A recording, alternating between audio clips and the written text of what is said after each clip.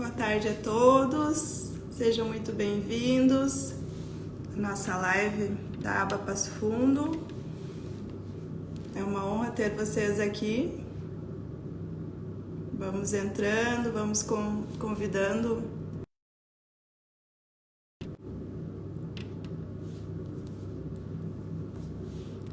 Olá, doutora Bruna, doutora Kátia, muito obrigada pela participação.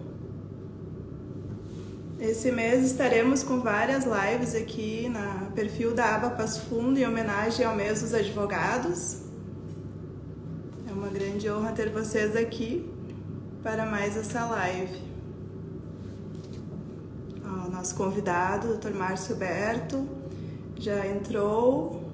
Vamos aguardar o Dr. Raul também. Já está entrando. Doutora Tassiana. Vamos convidando o pessoal. Já vou convidar aqui para participarem.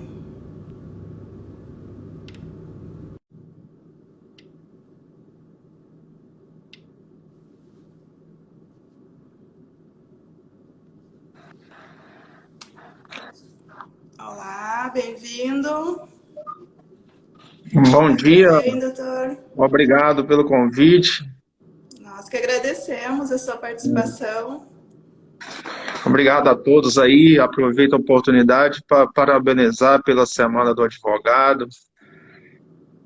Tudo de bom para vocês aí. Obrigada. Nós estamos fazendo essas lives agora em agosto, exatamente em homenagem aos advogados, ao mês do advogado. Sua câmera não está muito bem, doutor Márcio. Olá, nosso querido diretor. Bem-vindo. Bom dia. Diretor Bom dia, doutora Camila. Tudo bem? Doutor Raul. Que honra tê-lo aqui. Que saudade. A honra é toda minha. Saudade, sim. Quando é que a colega vai sair da Europa e vai voltar para o Brasil? Só virtualmente, por enquanto. Mas já tá bom, né? Melhorou a câmera? Já Melhorou menos a um pouquinho câmera? de saudade. Não, Tá melhor? Não estou lhe vendo, doutor Márcio.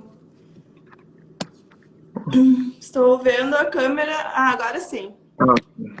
Agora sim. Tudo bem? Obrigada pela participação. Tudo jóia.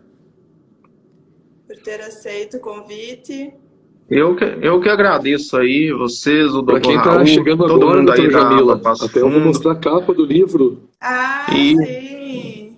Eu também já garanti o meu. Já está Esse na segunda edição, também. né, doutor?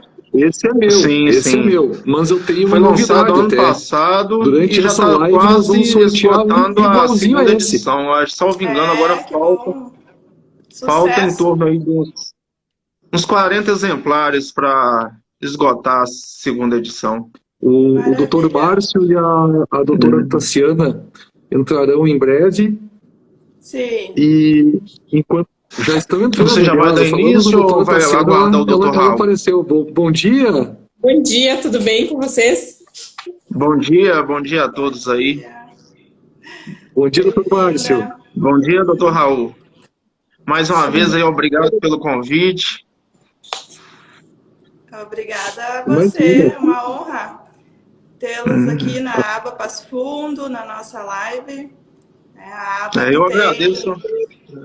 Temos a aba em todo o Brasil, espalhados em todo o Brasil. Hoje estou vendo aqui entrando as pessoas aqui, nossos convidados de vários estados, prestigiando os queridos amigos do norte ao sul do Brasil e no exterior também, né? A aba está internacional agora. Agradecer, né, todos que estão participando com nós, hoje no horário de almoço, né, Jamila? Então...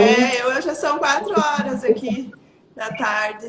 Temos um fuso horário de 4 horas. Eu pensei que era 3 horas em relação a Portugal.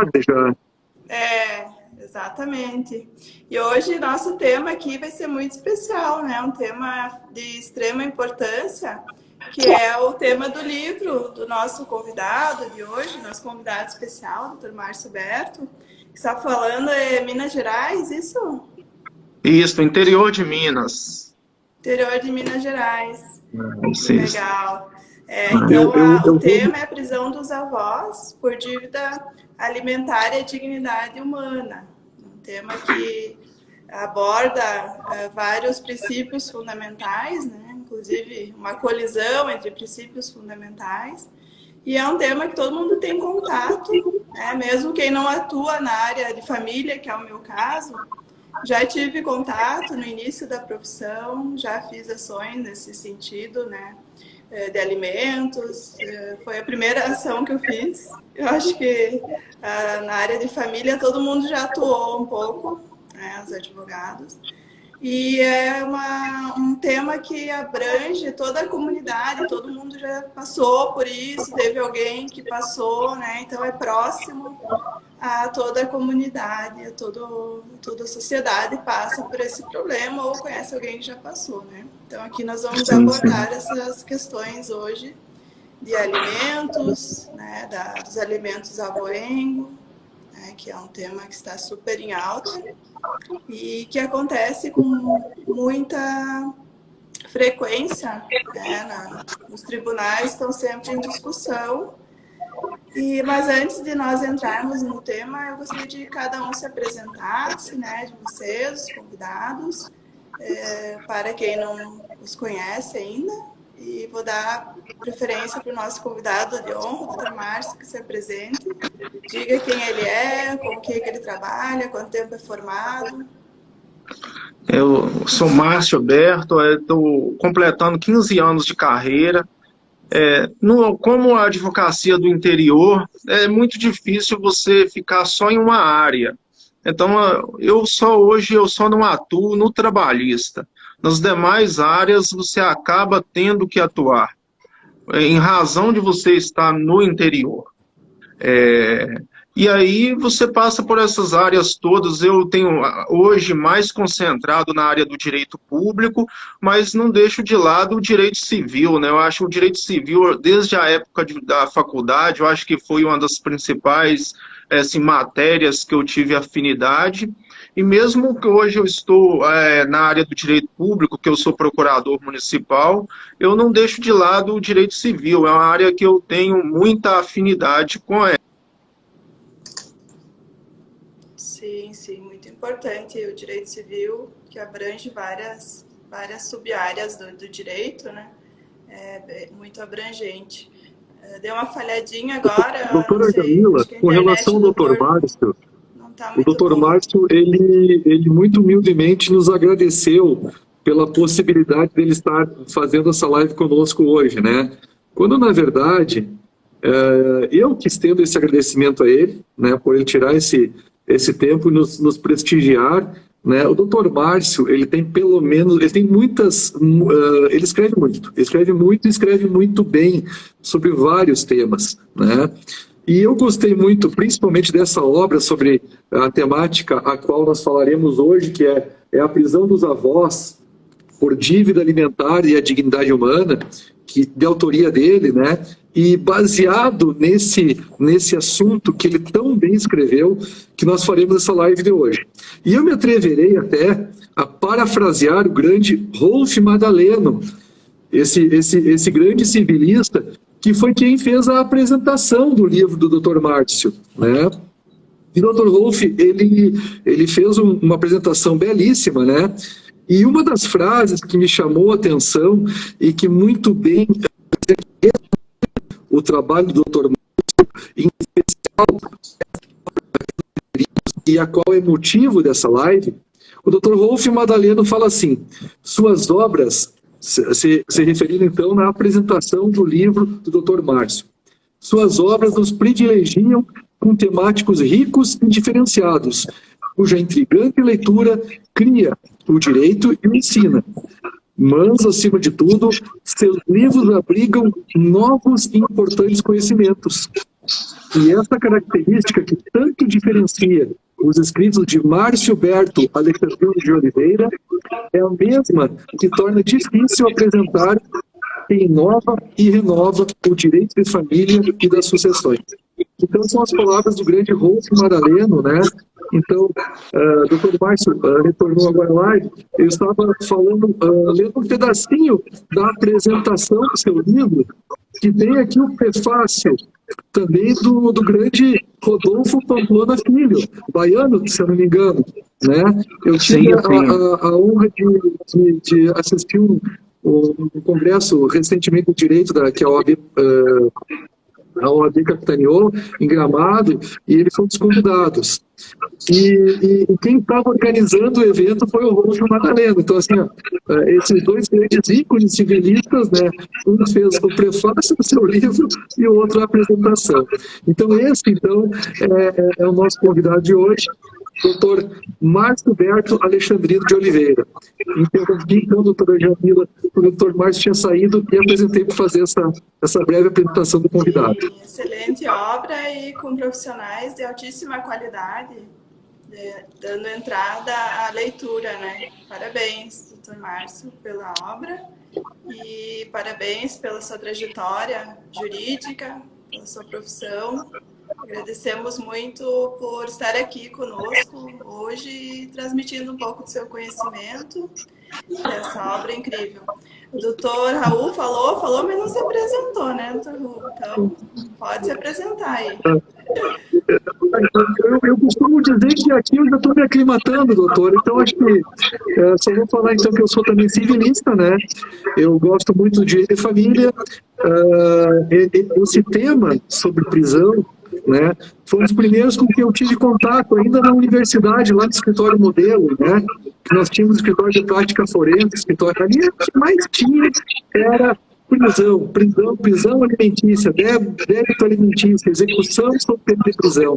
É o que mais se falava lá ainda na universidade. Eu me formei em 2002 pela Unicruz e hoje eu atuo em várias áreas do direito, em especial a área civil, que é o direito de família e também o direito agrário.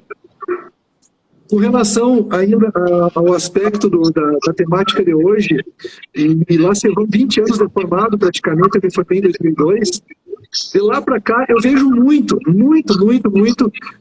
execução contra pais, devedores, né, e que acabam, infelizmente, se espraiando aos avós. Então, me chamo Raul, sou atual diretor da aba Passo Fundo, e um civilista que está aqui para aprender com vocês hoje. Doutor Raul, estou ouvindo um retorno, acho que é seu aí. Tem um computador ligado próximo? De repente pode ser isso. Não tenho. Vocês estão ouvindo também? Agora passou. Não, aqui está tranquilo.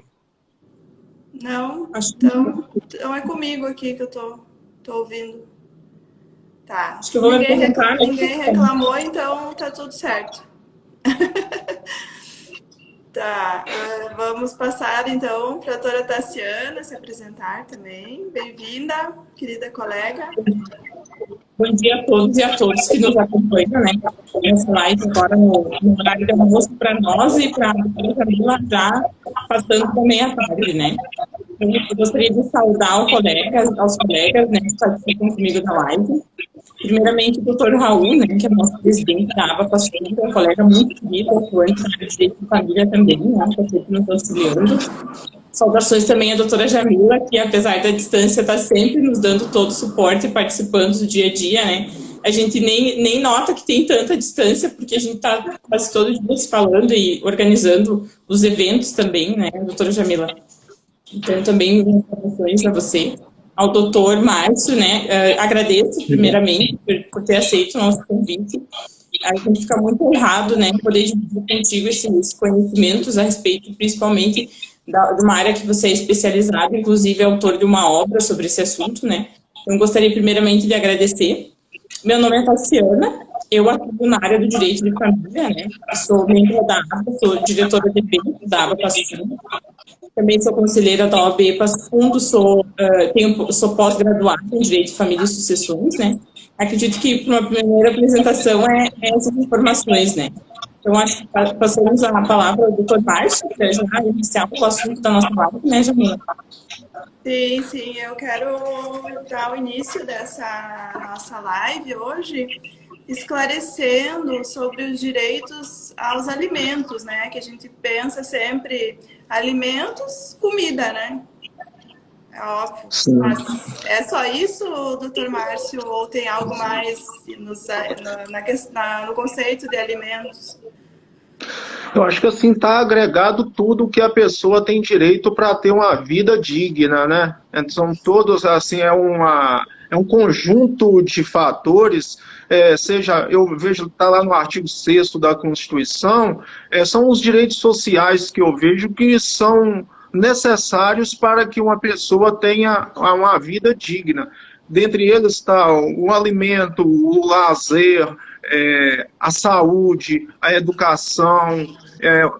Vejo que só os alimentos sozinhos, eles são insuficientes ainda para que a pessoa tenha uma vida digna, conforme assegura a Constituição de 88. Verdade, eu também acredito que não seja suficiente, que esse conceito de alimentos é muito mais amplo, né, do que somente a alimentação em si. Doutor Raul, gostaria de complementar? Perfeito.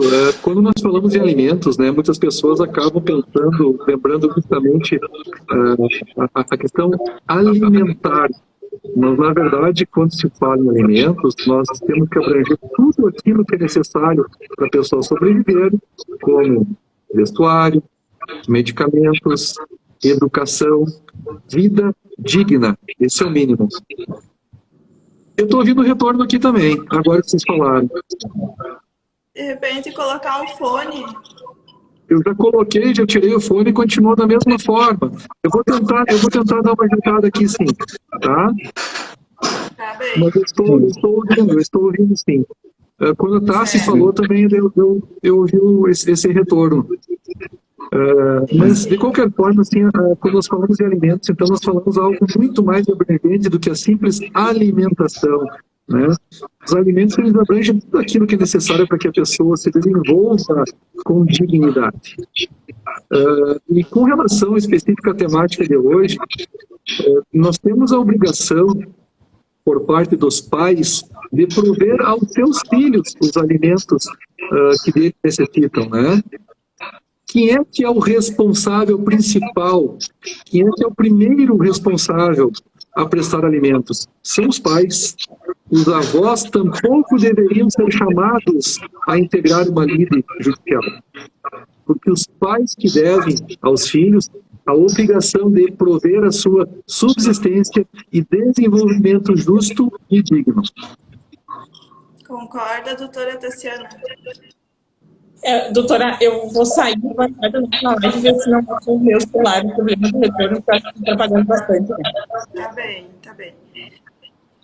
Com relação a essa questão dos avós, né, eu vejo muito falar em subsidiariedade, da obrigação, né? Vocês concordam com essa subsidiariedade, com esse termo subsidiariedade? Ou acham que não deveria existir essa obrigação subsidiária? Como que vocês veem isso? Eu vejo que realmente assim, deve ter uma obrigação subsidiária, mas ela deve ser com certa prudência, com responsabilidade. Eu vou dar um exemplo que ocorre muito no leste de Minas Gerais, principalmente a cidade do Governador Valadares e outras cidades ao entorno, que manda muita gente para o exterior, principalmente para os Estados Unidos. E isso criou-se uma desvirtuação dessa subsidiariedade, colocando os avós muitas vezes como os principais devedores. Por exemplo, vão para os Estados Unidos, que é onde manda mais pessoas, e deixam os avós aqui. E por uma questão de comodismo, as ações colocam os avós no polo passivo da ação antes mesmo de tentar a cobrança dos pais. Eu acho que esse aí é o maior erro que eu vejo no que tange a responsabilização dos avós. Vejo também assim, que a jurisprudência do TJ Rio Grande do Sul, nesse sentido que eu venho pesquisando, está mais adiantada no meu entender, que nela, pelo menos a maioria que eu vi, foi no sentido que os avós eles podem ser chamados a prestar os alimentos, mas desde que ambos os genitores eles não tenham condições de honrar com suas obrigações.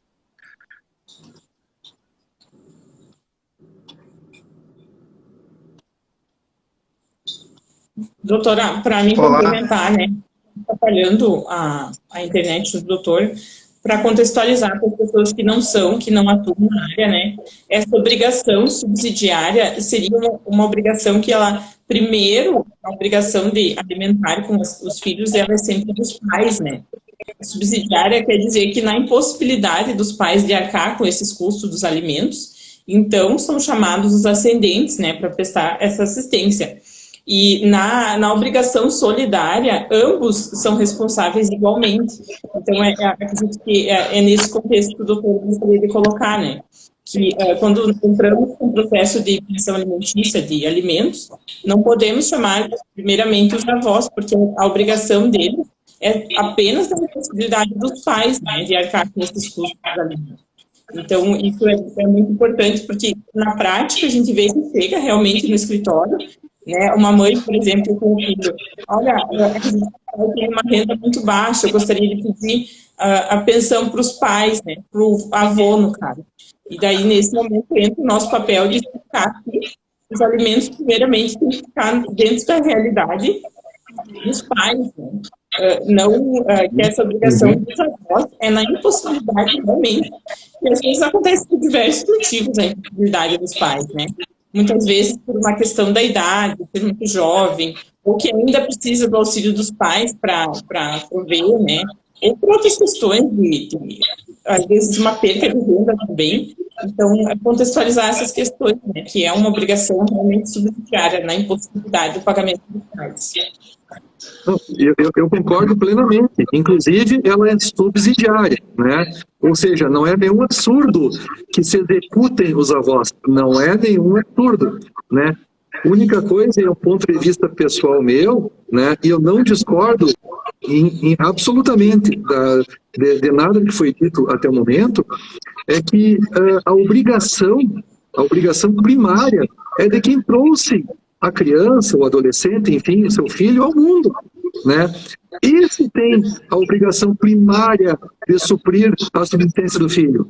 Afinal de contas, trazer um filho ao mundo é uma opção. Ninguém veio obrigado ao mundo, né? Os pais optaram, esta é a regra, né? Porém, quando saímos da regra, nós temos, então, o não absurdo de colocar os avós, sim, em xeque para que paguem. Porém, como o doutor Márcio disse, né, é um tema muito espinhoso, muito delicado, pois tem casos e casos. Vou contar um do escritório recente. Avós jovens e muito saudáveis, agricultores, lavoureiros, assim, que plantam em larga escala, ou seja, que possuem condições, né, de suprir os alimentos sem que isso fizesse falta à sua subsistência, né, sem que isso fosse atrapalhar de alguma forma o desenvolver da vida pessoal de cada um. Avós jovens, o pai incapacitado momentaneamente em face de problemas que ele tinha com drogadição, né? Então, o que eu fiz? Entrei em contato, primeiramente, com os avós, porque o pai não tinha condições. E o passo seguinte foi ajuizar, então, a competente ação de alimentos em desfavor dos avós. Porque, nesse caso, foi necessário. Mas, assim, vejo que tem que ser sempre a exceção. Quando a outra parte não puder prover, aí sim a gente entra. Até porque o direito normalmente costuma ser uma via de mão dupla. Hoje, de repente, estou eu entrando com ação de execução contra a minha avó. Amanhã é ela entrando contra mim. O direito é muito dinâmico. E vez ou outra acontece esse tipo de situação, desses rebates, viu? O que eu vejo assim, é que não pode ser transferido aos avós uma obrigação primária. A obrigação que é de ambos os genitores prestar os alimentos e demais o que for necessário para o sustento e criação dos filhos, porque esse aí é uma obrigação dos pais. Por isso que eu digo assim, eu vejo que a jurisprudência do TJ do Rio Grande do Sul, de todos os tribunais que eu pesquisei, a que está mais adiantada, no meu entender, neste assunto, que os avós somente podem ser chamados com a comprovação de que ambos os genitores não possuem condições. Já o TJ de Minas é um pouco diferente nesse sentido. A maioria dos julgados, se você comprovar que vamos supor, se o pai não tem condições, mesmo que a mãe tenha, o juiz determina o redirecionamento para os avós. E nesse sentido aí eu discordo, porque você está transferindo uma responsabilidade para um terceiro, uma responsabilidade dos pais para os avós. Eu sempre falo que o direito de família, hoje atuar no direito de família, né, tem que ter sempre um viés muito humanizado, porque a gente não consegue estabelecer uma regra rígida para todos os casos, né? Cada caso tem que ter um olhar diferente, porque são muitas pessoas envolvidas. De um lado, a gente tem aquela criança que tem as suas necessidades, né, ou aquele adolescente, as necessidades específicas, e de outro lado, a gente tem aquele genitor que pode ou não contribuir, né, no sustento. Se a gente estabelecer uma regra rígida, por exemplo, de que não podemos cobrar os avós, né, a gente entra naquela questão de assim, ó, e se a mãe não puder, né, contribuir para o sustento, como que fica aquela criança? Fica desamparada? Porque na perca da renda do genitor, por exemplo, ele não pode ir congelar a criança e dizer, olha, espera todo mundo se organizar para você poder comer. Não, sempre esse encargo fica mais para a mãe, né? Porque a mãe, podendo ou não podendo, ela vai precisar suprir né, as necessidades da criança. Então, eu acho que sempre o direito tem que ser muito humanizado para ver todas as pessoas envolvidas, o que cada um pode contribuir, né? E não deixar aquela questão assim, ó, nesse período aqui o pai não pode pagar os alimentos, mas a mãe pode. Não pode ter essa regra também, né? Porque a responsabilidade é do ambos os genitores. E também agora lembrei de comentar outra questão, de que quando a gente fala em alimentos aboengos, a gente sempre vê, né, na mente da pessoa só a questão dos avós paternos, ou né, de quem não detém a guarda, mas na verdade é uma obrigação solidária entre todos os avós, tanto os paternos quanto os maternos, né? Também é muito importante essa questão. Vou fazer um comparativo aqui com Portugal agora, para vocês terem uma ideia, né? Aqui em Portugal não existe essa obrigação, né, dos avós de pagamento. Também não existe prisão civil por dívida alimentar, né? Não existe prisão dos avós e nem dos pais, né? Existem outros métodos coercitivos de bloqueio de valores, né, de penhoras, porém ainda aqui não existe esse tipo de... diferente nesse sentido do Brasil, né? Não existe prisão por dívida alimentar. E também, caso sofra a criança algum abandono que cause algum dano para essa criança, que foi o que a doutora Tassiana falou antes, né? Que a criança não pode ficar abandonada à própria sorte, né? E daí os pais respondem criminalmente. Aqui em Portugal é assim, né? Ele não responde civilmente com prisão, mas criminalmente sim, pelo abandono, né? E que traga algum dano para a criança, ele vai responder criminalmente. E aqui temos um subsídio do Estado, que no caso da criança não ter auxílio de um dos pais, a mãe ou o pai, pode pedir esse auxílio do governo, que não é um auxílio enorme, mas são 250 euros, né, para auxiliar esse menor. É um fundo que o Estado aqui tem para auxiliar os menores. Com relação à prisão dos avós, eu posiciono realmente contrário a qualquer hipótese no que tange a prisão dos avós. Primeiro que eu entendo que se a pessoa não é o devedor principal, ele é o devedor subsidiário, ele não deve sofrer uma penalidade tão gravosa.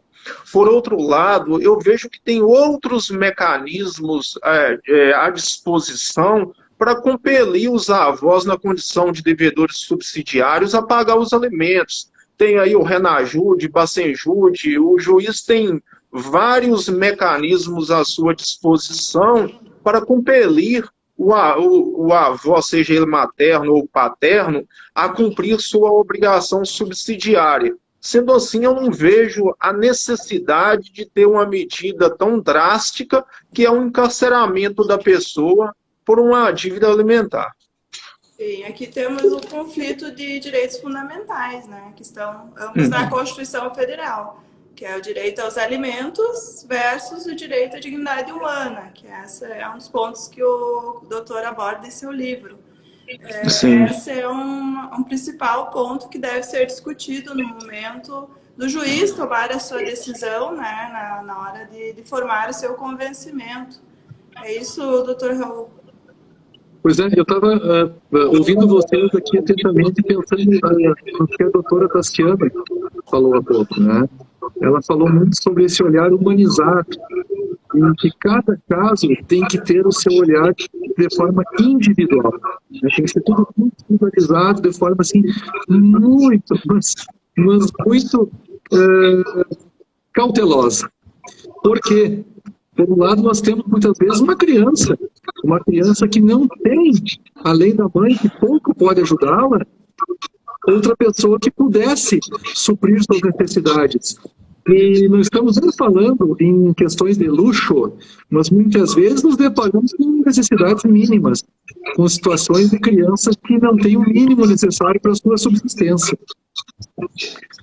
De outra banda, e por isso que eu usei o termo espinhoso para definir espinhosa para definir essa situação, porque, por outro lado, nós temos a dignidade dos avós. E eu ouvi recentemente, ouvindo um colega, se não me engano foi no YouTube, ele contava de um caso de uma avó, de uma senhora que foi presa, e por sorte chegou o delegado na hora, porque ela estava encarcerada, ela estava utilizando a roupa para fazer a própria forca. Ela não aguentava a vergonha de ser presa e estaria providenciando o próprio enforcamento, né? Veja que situação terrível. Então nós temos casos e casos. Tem que ser muito analisado, nós não podemos colocar todos no mesmo balaio e sair por aí, executando todos os avós, como também não podemos, no meu ponto de vista, deixar nenhuma criança desamparada. Mas, repito, né? Relembro, esta é uma obrigação principal dos pais. Quando se fala em obrigação avoenga, é uma obrigação unicamente subsidiária. É um plano B. Olha, se não tiver realmente o pai para sustentar, ou a mãe para sustentar, eu vou nos avós.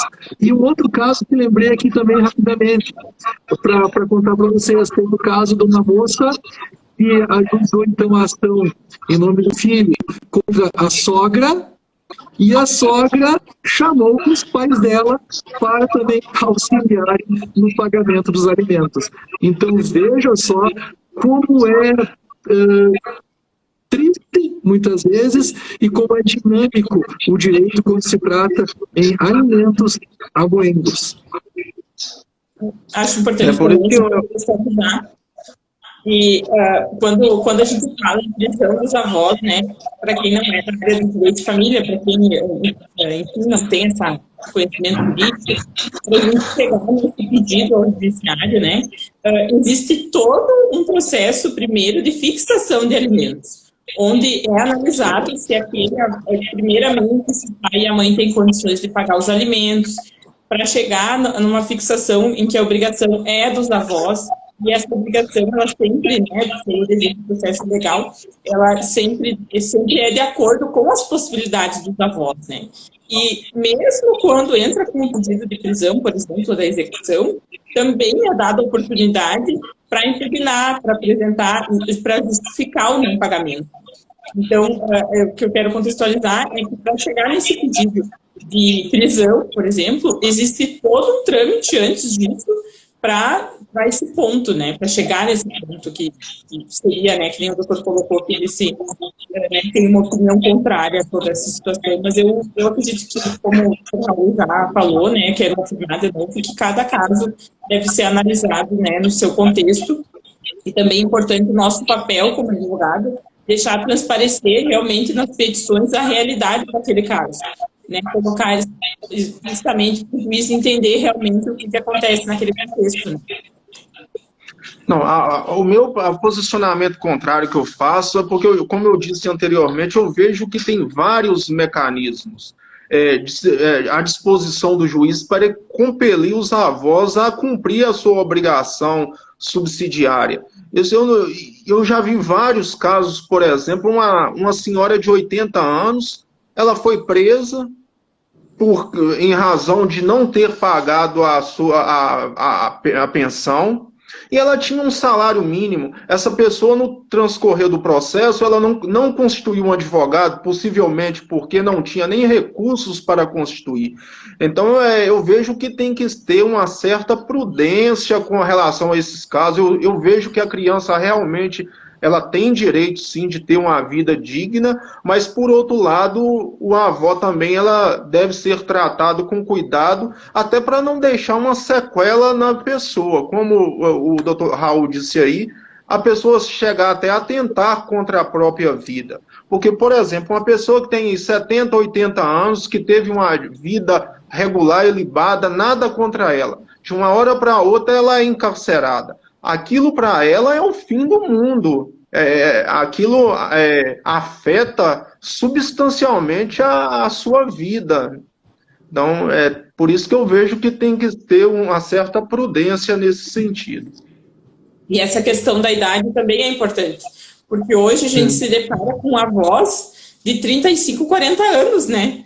E assim como avós de 70, 80 anos, então tudo isso tem que ser analisado também, né? Quando fixado os alimentos e na hora de fazer realmente a execução também. Assim, a crítica que eu falo, assim, eu parto até da jurisprudência do TJ de Minas. Eu vejo que os alimentos contra os avós não pode ser uma forma de comodismo, ou seja, é mais fácil eu executar os avós do que executar os pais. Vamos colocar os avós, todo mundo aí no polo passivo da ação. O erro que eu vejo é nesse sentido. Você tentar transferir uma responsabilidade sem esgotar a forma correta. Eu acredito que isso vem acontecendo com muita frequência. Sim. Né?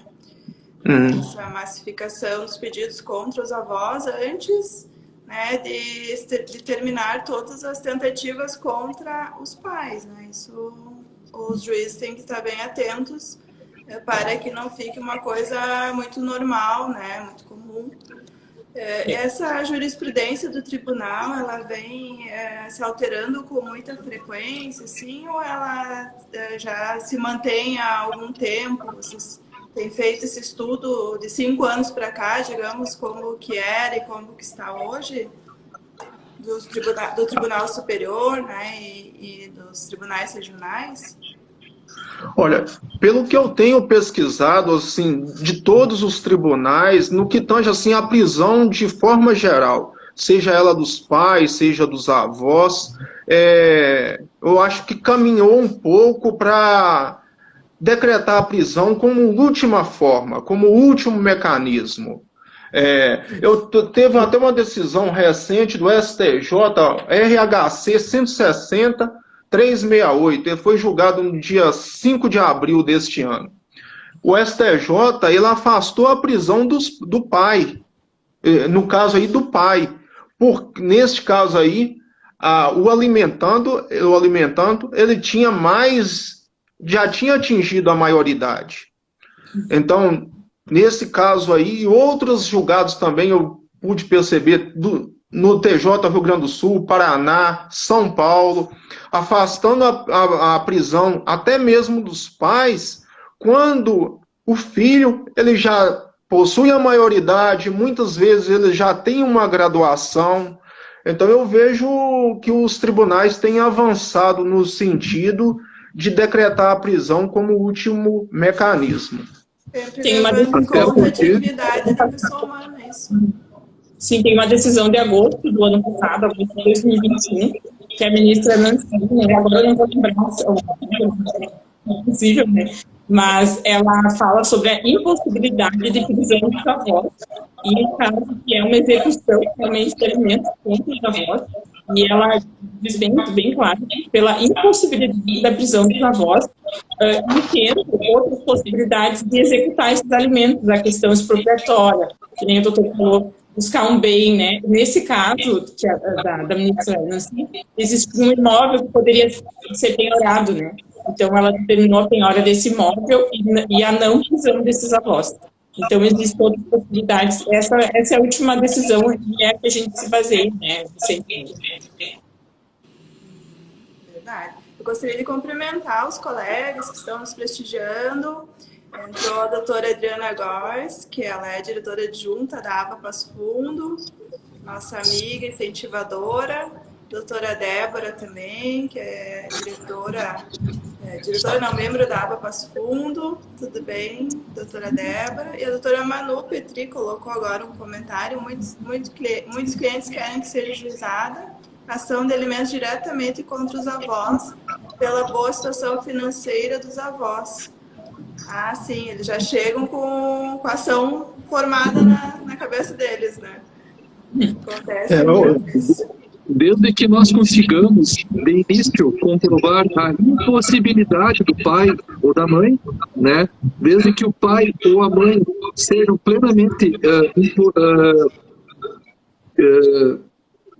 que seja impossível o pagamento por parte deles, a gente consegue diretamente ajuizar contra os avós. Mas nós temos que mostrar para o magistrado, né, que essa chance de êxito contra os pais é nula.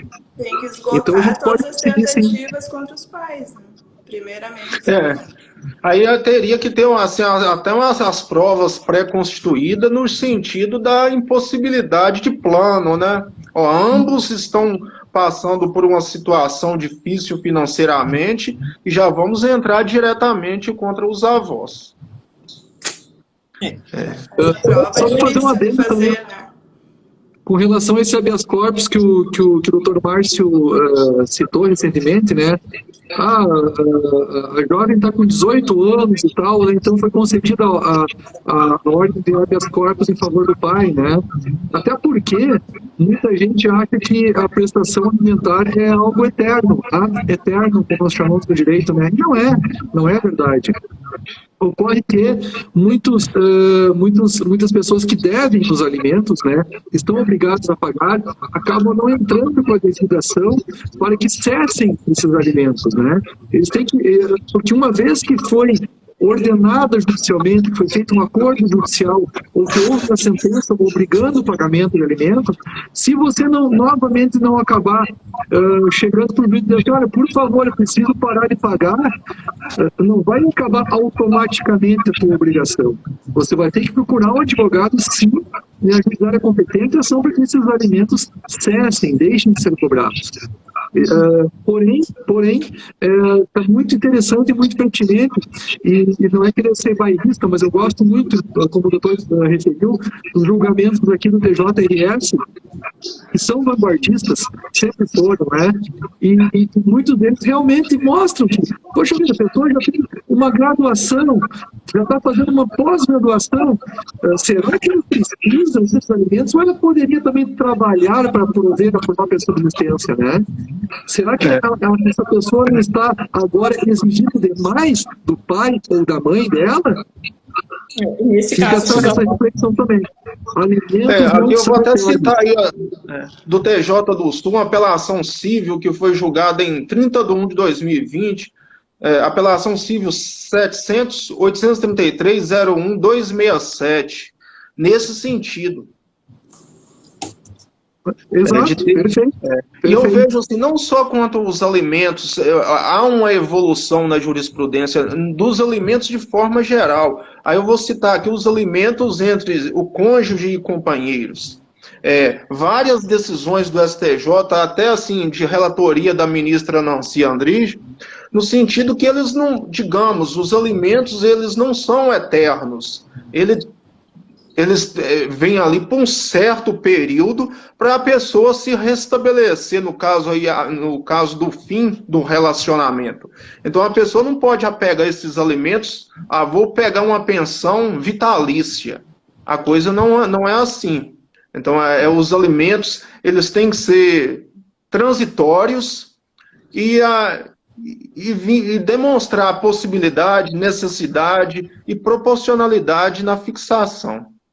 Claro, porque nesse caso dos alimentos avoengos, né, a gente percebe na prática do dia a dia que normalmente, quando realmente fica estabelecido os alimentos, né, por obrigação dos avós, esses avós, eles também auxiliam no sustento daquele filho, né, aquele filho que é pai também, né, então é toda uma obrigação, porque quando o pai demonstra que não tem essa capacidade, então aqueles avós, eles auxiliam duas famílias, né, o filho ali que não pode, por uma questão, normalmente o que eu vejo é a questão de drogadição também, né, ali na faixa dos 20, 25 anos, 30 anos, né, então os pais auxiliam aquele adulto e mais a criança, então tudo tem que ter muito cuidado, né. E também, nesse momento, saindo um pouco do assunto da nossa live, eu gostaria de convidar todos, né, que não participam, que não fazem parte da ABA, para participarem com nós, né. Essa live hoje é muito importante para demonstrar isso, que a Associação Brasileira de Advogados proporciona esses momentos de capacitação, também de a gente agregar, né, colegas, conhecer. Então, quem gostaria de fazer parte pode entrar em contato conosco através do Instagram da ABA Passo Fundo ou através do Instagram pessoal, né, meu, da doutora Jamila, doutor Raul, para fazer parte. Quem quiser mais esclarecimentos a respeito também, né, doutora Jamila? Sim, eu faço parte da ABA desde 2018, né? Já são 4 anos que eu faço parte da ABA, e a ABA foi um divisor de águas na minha vida, me abriu muitos caminhos, fiz muito network. Talvez esteja aqui em Portugal morando por causa da ABA, né? Pelo incentivo do Dr. Esdras, de colegas de todo o Brasil, da doutora Gracileide, dos meus colegas aí do Sul.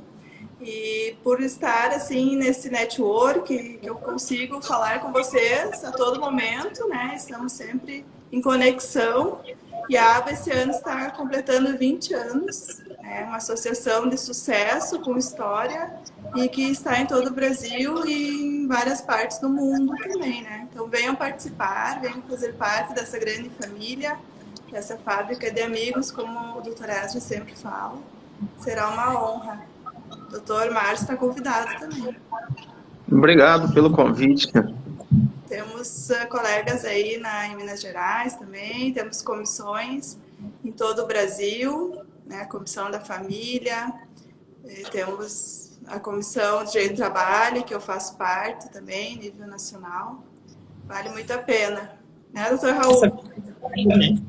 Verdade. Na Comissão Nacional, a doutora Jamila presidiu até recentemente. Hoje ela é diretora da ABA Portugal, da ABA Internacional.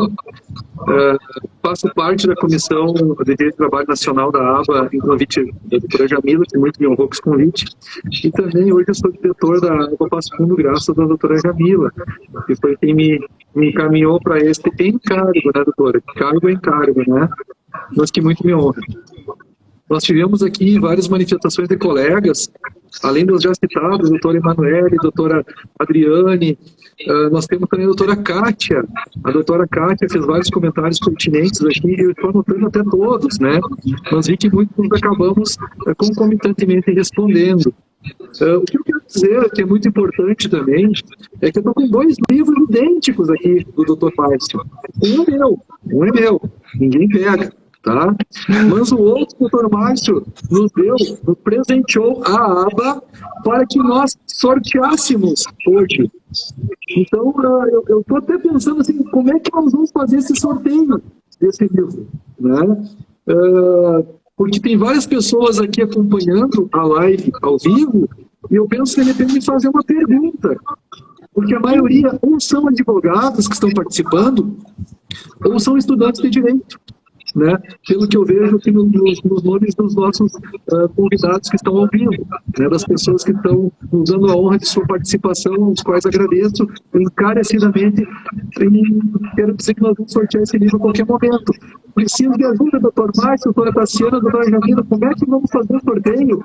De repente vamos pedir para alguém dizer qual é o artigo 1690 e o quê do Código Civil, qual é o artigo que estipula a fixação de alimentos, né? Quem sabe a gente vai por aí, falamos alguma coisa que tenha a ver, inclusive, com o tema, me deem uma ajuda aí, nós vamos sortear esse livro dentro de instantes. O que vocês acham, doutora Tassiana, que tem boas ideias? Ótima ideia, que o pessoal vai responder. Quem tiver interesse, o primeiro, né, doutor Raul, que responder ali a nossa pergunta, pode ter a honra de ter esse prêmio. Doutor Márcio, se vocês três, doutora Jamila, doutora Tassiana, doutor Márcio, tinha uma ideia aqui, ó. Tem um artigo no Código Civil que fala assim, ó: o direito à prestação de alimentos é recíproco entre pai e filhos e extensivo a todos os ascendentes, recaindo a obrigação no mais próximo em grau, uns em falta de outros. O primeiro que colocar o número desse artigo leva o livro, pode ser? Pode ser. Eu tenho uma outra ideia também. Então diga. Quem entrar na live agora vai ganhar. Vai ter que entrar. A doutora Tássia sai e alguém entra. Vamos ver quem é que entra aí para ganhar o livro. Um corajoso. Vamos? Pode ser? Vamos. Tem alguém aí querendo ganhar o livro, vai entrar. A doutora Tássia sai. O pessoal já está pedindo para repetir o artigo ali. Pois é, já falou o artigo. E ela participou o tempo todo. Então, vamos lá. O artigo, então ganhou. Quem colocou? Doutora Manu Petri. A Manuele. Estou aqui, doutora. Só passar no escritório e retirar comigo, pode ser? Parabéns. Agora teve mais gente colocando ali. Era no 1696, a resposta correta. Agora que ela participou o tempo todo, né? Mas vamos fazer um pedido aí para o doutor Márcio para fornecer mais um livro aí, de repente a gente faz um sorteio no Instagram da Água Faz Fundo depois. Sim, eu já vou ter que enviar um para o estagiário do doutor Raul. Então, aí eu envio. Eu vou doar mais 3. Olha aí! Isso aí, então todo mundo vai conseguir, pessoal que respondeu aí, já vamos anotar, já vão conseguir ali, ó. Kátia Norberto falou assim, eu respondi primeiro. Faz o print aí, doutor Raul, dos que responderam, para já ficar. Deixa eu ver aqui, pessoal. Vocês vão me colocar a responsabilidade de fazer print. Deixa eu ver quem é que entrou aqui e colocou aqui. Obrigada, doutor Márcio. Obrigado. Aí a Kátia tá falando que respondeu primeiro, ó. Acho que a doutora Kátia também. Mas vamos presentear ela também, então. São 3, né? São 4 agora, 4 livros. Não, então vamos fazer o seguinte, ó. Tem 3 pessoas, pelo menos, que responderam aqui, né? Corretamente. Então vai dar para vamos dar um para cada um, então? Isso. Não, então vamos colocar aqui, ó. Foi a doutora Manu Petri, que colocou 1696. Aí a Kátia Norberto colocou 1696. A doutora Kátia colocou antes aqui o número. Sim. Colocou antes, realmente, ela tem razão. Sim, e depois C. Silva, SS, colocou artigo 1696. C. Silva.ss. Tá. São os 3 que eu identifiquei aqui. Isso aí. São os 3 que eu identifiquei. E a doutora Deixa eu ver aqui, então. também, né? Será que tem mais um livro para a doutora Francine? Tem, né, Raul? Eu tenho aqui comigo 3 livros do Márcio, tá? Eu vou encaminhar mais 3. Então vai ficar 4 da prisão dos avós.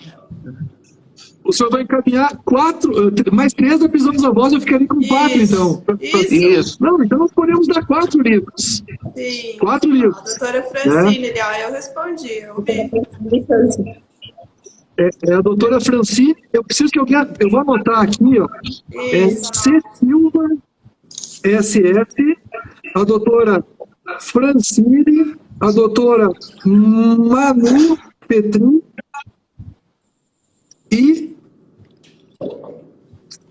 e tinha a primeira, aquela que respondeu por primeiro, né, na verdade. A Kátia Norberto. Kátia Norberto. Isso, deixa eu pegar o Insta dela aqui. Kátia Norberto com K. K-I-H, T-H. Ok, então assim, ó, a Kátia Norberto, que foi a primeira a responder, se quiser pode retirar hoje, porque eu já tenho o exemplar em mãos. E os outros 3, assim que chegar o exemplar... tem que enviar. Então aqui vai ser de doutora aí. Oi? Ela é de Salvador. Ela é de Salvador. Olha só a nossa audiência. Não, assim, pede ela para encaminhar o endereço para você, que aí eu encaminho o livro para ela. Ótimo, perfeito. Eu vou pedir então, através do Instagram da aba Passo Fundo, para Kátia Norberto, para o csilva.ss, para a doutora Francine e para a doutora Manu Petri, para esses 4, só darem um oi ali no Instagram da aba Passo Fundo, no nosso direct, só dá um oi ali para que a gente faça contato com vocês e vamos então ver como é que a gente vai entregar esses livros, mas estão garantidos um livro para cada um. São 4 livros então doados pelo Dr. Márcio. E aí a Kátia Norberto, ela encaminha o endereço completo que eu envio o exemplar. Ah, coisa boa. Que legal. Então vai ter exemplar para o Sul, para a Bahia, todo o Brasil. Olhado. Ótimo. E eu não sei se a doutora Francine Câncer não está em Brasília, viu? Porque ela estava no Encontro Nacional da ABA lá. Se duvidar, ela está lá para Brasília ainda. Sul, lá em Brasília, a ABA Rio Grande do Sul. Ela é a doutora Bianca. Pessoal, vai ser 13h, né? Nossa live vai se encaminhando no fim. A audiência foi altíssima. Almoçar, né, pessoal? O doutor Márcio tem que voltar ao trabalho também. Isso, daqui a pouco. Vamos encerrar já nossa live. Foi uma live excelente. Vamos marcar a segunda parte dessa live, continuar falando, então. E agradecimento especial ao Dr. Márcio por ter aceito o convite, estar aqui hoje, conseguiu na sua agenda, né, um momento para participar, para nos trazer tanta experiência, trocar conhecimento. Ao Dr. Raul também, que está sempre correndo aí na luta, né, Dr. Raul, para lá e para cá, e Cruz Alta, Passo Fundo, todo o estado. E a doutora Tassi também, que é muito ocupada. Segunda-feira tá todo mundo, né? Aqui hoje é feriado em Portugal. Estou tranquila aqui, feriado, tá tudo calmo. Que maravilha. Então eu estou, assim, bem tranquila hoje. Agradeço por terem feito a live hoje, nesse horário, né? Porque o horário da tarde fica muito, muito tarde, né? Um beijo a todos, já estamos finalizando. E eu gostaria de ouvir um rápido agradecimento, que a live vai cair daqui a pouco. Eu agradeço aí a todos pelo convite, pelo bate-papo, que a gente vai aprendendo, todo dia aprende um pouco mais. Perfeito. Gostaria de agradecer, né, todo o pessoal que está participando, especialmente a doutora Alcineia, que é minha colega que está assistindo conosco. A minha mãe também está acompanhando, sempre acompanha minhas lives. A doutora Adriana também, que acompanhou com nós. A doutora Manu Petri, que ali participou o tempo todo através de mensagens, né, através de comentários também. Agradecer aos colegas que participaram comigo e a honra também de ter dividido com vocês todos esses conhecimentos, né. Perfeito, pessoal. Só posso agradecer também a nossa audiência qualificadíssima que nós tivemos hoje. Acaba de entrar meu grande amigo Ricardo André Coaini, de Cruz Alta, está aqui conosco também. A minha filha e a minha esposa também participaram da live, então a audiência foi qualificadíssima, né? Muitos colegas de várias partes do Brasil. Deixo então um abraço a todos e, doutor Márcio, vai te preparando, que eu já estou pensando a gente fazer uma segunda rodada para falar sobre a usucapião terneiro, viu? Estou à disposição, é só marcar. Obrigada, um abraço a todos. Até mais. Obrigado, Danila. Tchau. Um abração a todos. Até Tchau, tchau. mais. Tchau. Obrigada.